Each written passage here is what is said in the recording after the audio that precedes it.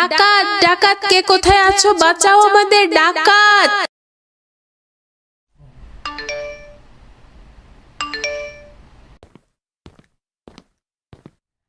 আসসালামু আলাইকুম। ওয়ালাইকুম আসসালাম। কি নানু ভাই, কেমন আছো? জি আলহামদুলিল্লাহ, আল্লাহ ভালো রেখেছেন। আপনি কেমন আছেন? আলহামদুলিল্লাহ। নানু আমাকে চিনতে পারোনি? না, মানে আমি সম্ভবত আপনাকে কখনো দেখিনি। দেখেছো, কিন্তু মনে নেই। তুমি যখন অনেক ছোট তখন তোমাদের বাসায় একবার এসেছিলাম। আপনি আমার কে হন? আমি তোমার নানু ভাই হই, তোমার মায়ের বড় মামা আমি। ও আচ্ছা, আসুন আসুন, ভিতরে আসুন নানু ভাই। নানু ভাই, তোমার পড়াশোনা কেমন হচ্ছে? আলহামদুলিল্লাহ, আমি এবারও ক্লাসে প্রথম হয়েছি, পুরস্কারও পেয়েছি। মাশাআল্লাহ। তোমার বাবার কাছে ফোনে শুনেছি তুমি পরীক্ষায় বরাবরই ভালো করো। তুমি এতদিন আমাদের বাসায় আসোনি কেন নানু ভাই? আমি তো বিদেশে থাকি নানু, আমেরিকা। দেশে অনেক কম আসা হয়। এই নাও, এটা তোমার রিমোট কন্ট্রোল হেলিকপ্টার। সত্যি নানু ভাই আমার? হ্যাঁ নানু ভাই, আমি বিদেশ থেকে তোমার জন্য এটা হাদিয়ে এনেছি। আমি এখনই আমার বন্ধুদের হেলিকপ্টারটা দেখিয়ে নিয়ে আসি, ওরা অনেক খুশি হবে, সবাই মিলে খেলা করতে পারবো। অবশ্যই নানু ভাই। আসসালামু আলাইকুম ভাই। ওয়ালাইকুম আসসালাম। তুমি এই হেলিকপ্টার কোথায় পেলে আবু বকর? আমার এক নানু বিদেশ থেকে নিয়ে এসেছে। বাহ, কি সুন্দর হেলিকপ্টার! আমাকে একটু চালাতে দেবে? হ্যাঁ ভাই, সবাই মিলে একসাথে খেলবো বলেই তো নিয়ে এসেছি। দাও দাও, আমাকে দাও। যেটা সামনের বাটন ওটা চাপ দাও, দেখো সামনে যাবে, আর পেছনেরটা চাপ দাও, তাহলে পেছনে আসবে। হ্যাঁ ভাই, বুঝে গেছি।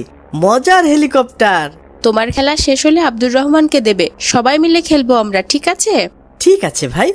কি মজা, কি মজা! আমি হেলিকপ্টার চালাচ্ছি। আসসালামু আলাইকুম নানু, আমার বন্ধুরা সবাই তোমার সাথে পরিচিত হতে এসেছে। ওয়ালাইকুম আসসালাম। এরা কি সবাই তোমার বন্ধু আবু বকর? জি নানু, ওরা আমার হেলিকপ্টার অনেক পছন্দ করেছে, আমরা সবাই অনেক মজা করে খেলা করেছি আজকে। তাই? তা কেমন আছো নানু ভাইরা? আলহামদুলিল্লাহ নানু, আল্লাহ আমাদের ভালো রেখেছেন।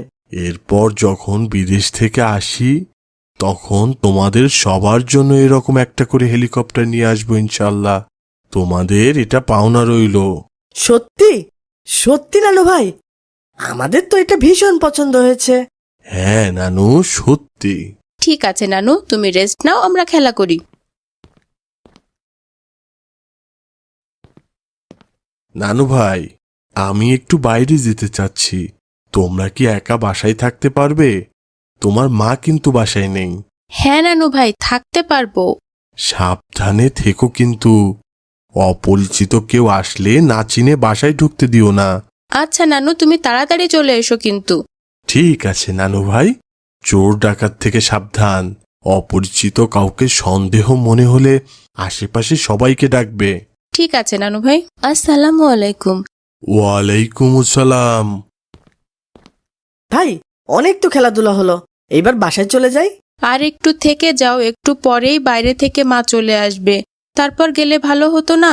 আমি একা হয়ে যাব। ওই যে কলিং বেল বাজছে, নিশ্চয়ই তোমার মা চলে এসেছেন।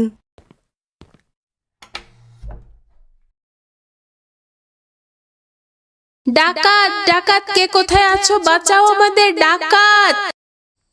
কত বড় সাহস আমাদের মহল্লায় ডাকাতি করতে আসে!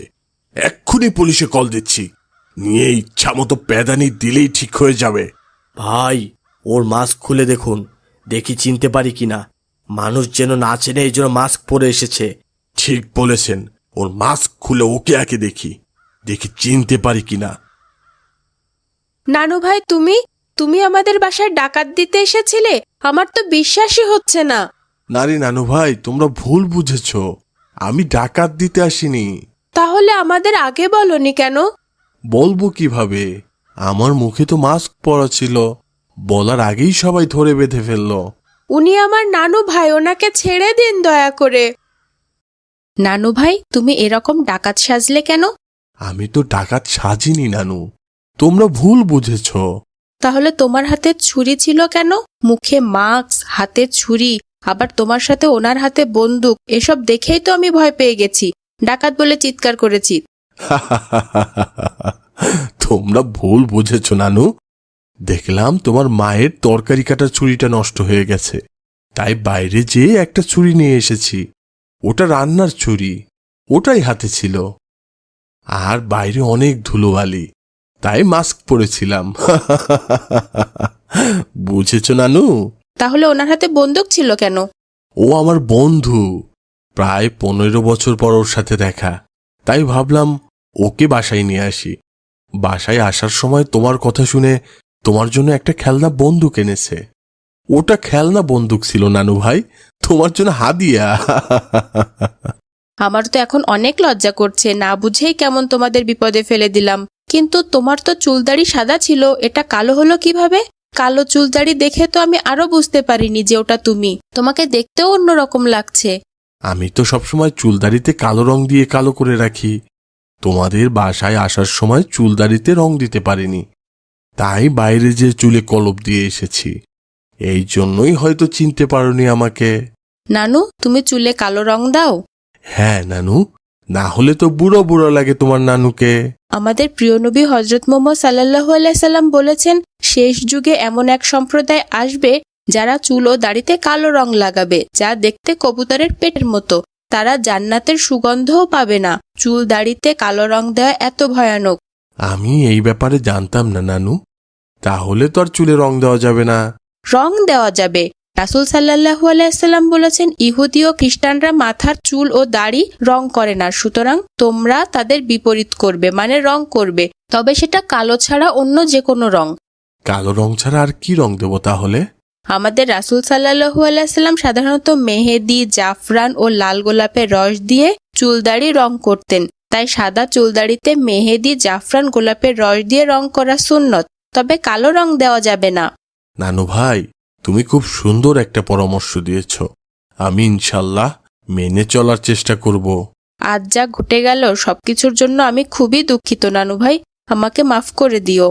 ঠিক আছে নানু ভাই, এটা একটা ভুল বোঝাবুঝি ছিল। আমি কিছু মনে করিনি, বরং এই ঘটনা থেকে অনেক কিছু শিখতে পারলাম। আর ঘটনাটাও বেশ মজার ছিল। আমি তো বেশ মজাই পেয়েছি। অভিযোগ কারো নাই।